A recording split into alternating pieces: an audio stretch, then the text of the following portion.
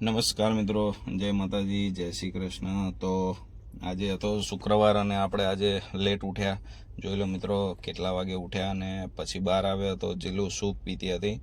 તો જીલુ સાથે આપણે થોડી ઘણી વાતો કરી કે બોલ તારે શું કરવું છે।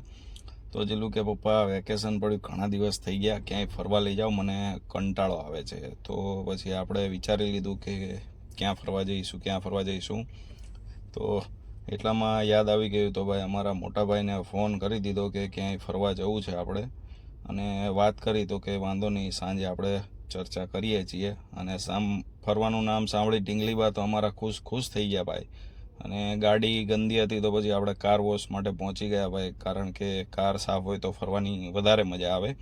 ને ફાઇનલી ગાડી સાફ કરાવીને આપણે ઘરે આવી ગયા, એટલામાં દિનેશભાઈ પણ આવી ગયા હતા।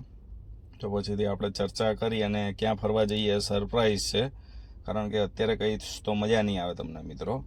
અને ફાઇનલી આપણો સામાન ને બધું પેક થઈ ગયું અને ગાડીમાં જોઈ લો ભાઈ, ડીઝલ ફૂલ કરાવી દીધું છે। ડીઝલનો ભાવ બહુ વધી ગયો છે, 90 રૂપિયા ભાવ છે ભાઈ।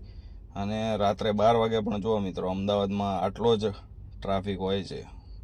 અને આપણે રસ્તા ઉપર નીકળી ગયા, જોઈ લો રસ્તો જોઈને આપણે ખ્યાલ આવતો હશે ક્યાં જઈએ છીએ। તો સવારમાં આપણે પહોંચી ગયા હતા અંબાજી, પણ ત્યાં જઈને ખબર પડી કે ભાઈ વહેલી સવારે ત્યાં એન્ટ્રી આપતા નથી। તો ટાઈમ હતો તો પછી આપણે ગબ્બર જવા માટે નીકળી ગયા, કારણ કે ત્યાં સવારમાં ખુલી જાય છે। સવારના રસ્તાઓ એવા હોય છે મિત્રો કે ત્યાં મજા પણ આવે છે અને સવારનું વાતાવરણ પણ મસ્ત હોય છે। અને જે ચાલવાનો રસ્તો છે એ પણ ખૂબસૂરત રીતે શણગારેલો છે। અને મિત્રો તમે ઉપરથી આ વાતાવરણ જોઈ શકો છો, સવારનું વાતાવરણ મસ્ત હોય છે, એટલે સવારમાં એડવેન્ચર કરવાની પણ મજા આવે અને જો સૂર્યોદય પણ જોવા મળશે તમને।